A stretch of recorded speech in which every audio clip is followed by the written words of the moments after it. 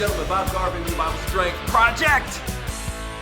Here with another episode of our daily Bible breakdown. We're doing two things, folks. One, we're lifting up biblical truth to help you get stronger mentally, physically, most importantly, spiritually.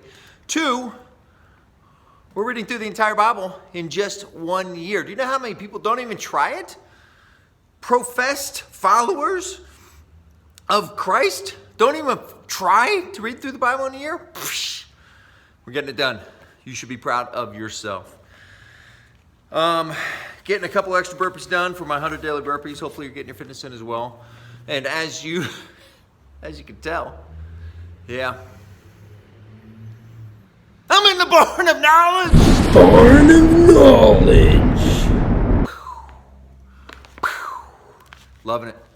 Hey, got a great DBB for you today. We are in the book of Luke, chapter 16 and 17. We're reading the first 10 verses of 17. For the third day in a row, we're in the entire book of Luke. Pretty interesting one today, crazy one. All right, let's look at a summary of today's reading, and then I'm going to give you an interpretation, and then maybe a challenge. Yeah, DBB challenge. All right, first, what did we read?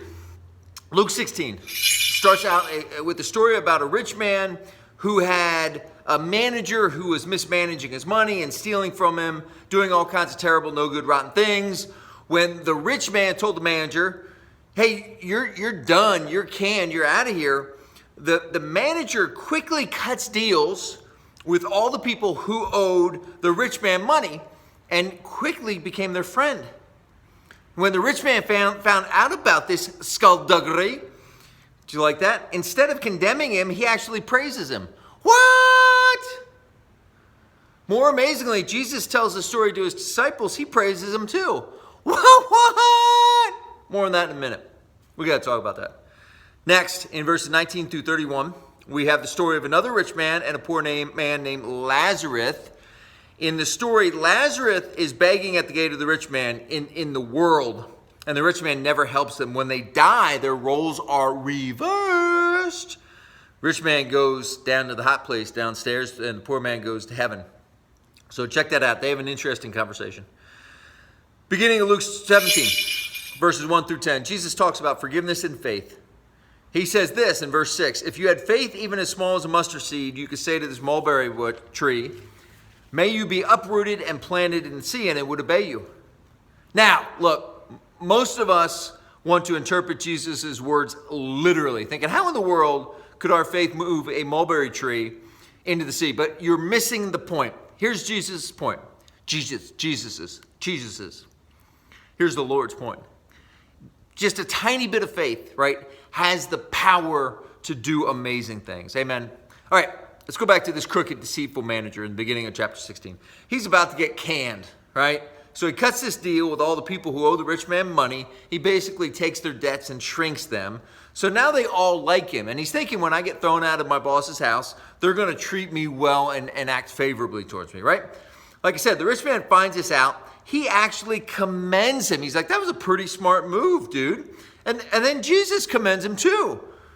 He said that was pretty smart. Now, what in the world's going on? All right, so I got to tell you, when you get to this point in the Bible and you're reading stuff and you have no idea what's going on, right? It's just confusing and things don't make sense. I want to give you 3 steps to take for your biblical exegetical work. Biblical exegetical work, okay?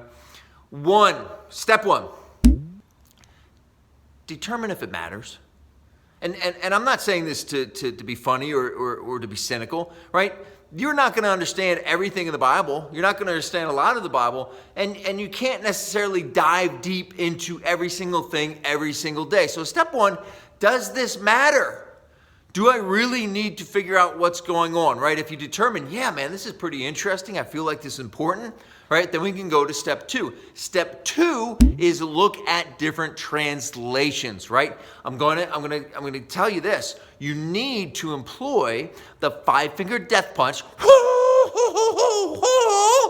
of biblical analysis, where you're looking at maybe 1, 2, 3, 4, 5 different translations of the Bible. That will bring to light different nuances, different ways of saying things. I'm going to get back to that. Step 3 is to pull up different commentaries. Online, you could put in Luke chapter 16, verses 1 through 10, 1 through 20, whatever it is, right? Commentary. You do that, you're going to find a ton of really smart people talking about the Bible and talking about your verse, and that's going to give you some insight, right? So 1, determine if it matters. 2, look at different translations. 3, look at commentary. That's going to take you much further along than you would be able to do on your own. I did all of those things for this reading. And let me pull up my notes again. All right, again, because I was doing, I'm blowing up here. Come on there, lighting. Because I'm doing the 5-finger death punch, biblical analysis, all right? Look at the amplified version of this. And you read this in verse 9. Jesus talks to his disciples. He says, I tell you, learn from this. Make friends for yourself for eternity by means of the wealth of the unrighteous. That is, use material resources as a way to further the work of God. So what Jesus is saying is be resourceful like this crooked manager, only do it for godly purposes. The Message version of the Bible makes this clear too. Jesus says, I want you to be smart in the same way, but for what is right. Use every adversity to stimulate you to creative survival, to concentrate your attention on the bare essentials, so you'll live, really live, and not complacently just get by on good behavior. So Jesus, again, is saying, look, this guy got creative to save his ass, right? I want you to be just as resourceful when it comes to doing my Father's work. Be bold, be courageous, be shrewd, be gritty, be resilient. All right, so there's your interpretation. Now here's your challenge. Look, you know what? If I said this, I'm glowing. If I said this, I said, look, I'll give you $10 million if you can get 10 people into your church next Sunday. Would you do it? Could you do it? You'd be like, yeah, you bet I would, Pastor, right? But if I said, you know what? If we get 10 people into church, it could change their lives. It could save them from an eternity of separation from God. It could fundamentally change the course of their family, bringing them joy, peace, love, kindness, right? Some of you wouldn't figure it out. You're like, I can't get 10 people in the church, right? But you could for $10 million. Are we being bold enough? Are we being creative enough? Are we being shrewd enough in finding ways to cut through the clutter of the world, the clutter of the material, incessant greed and egotism to tell people the good news?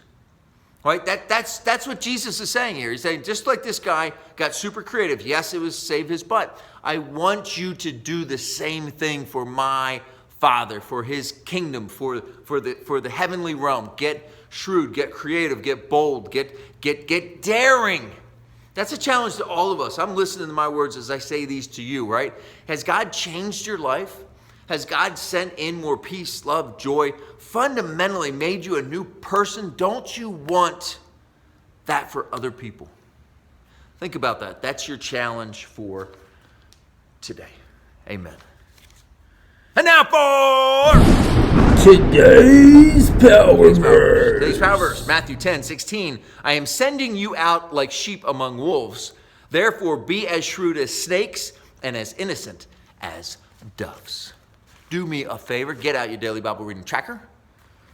Or if you have to mentally, give yourself a check mark. Give yourself a pat on the back. Give yourself a high five, right?